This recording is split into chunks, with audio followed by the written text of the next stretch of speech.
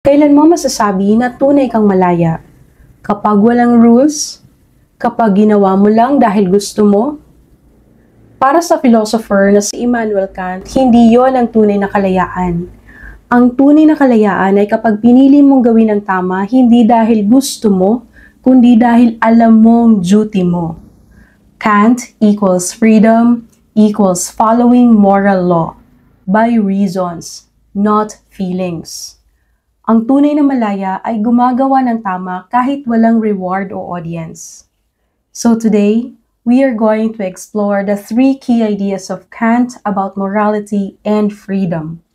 Number 1, duty versus inclination. May nakita kang wallet ng classmate mo. Binalik mo ba dahil alam mong iyon ang tama or kasi crush mo siya? Para kay Kant, moral ka lang kapag talagang ginawa mong isang bagay dahil tama, not because may feelings or benefits ka.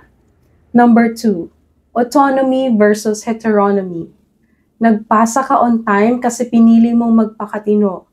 That's autonomy. Ikaw ang nagdesisyon base sa tama.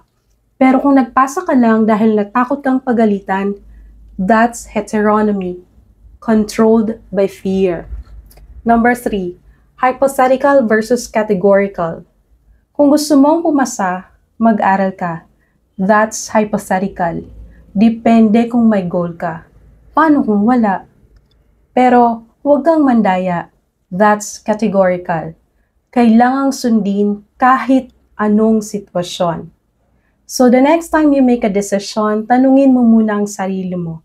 Ginagawa ko ba ito kasi ito ang tama o kasi convenient?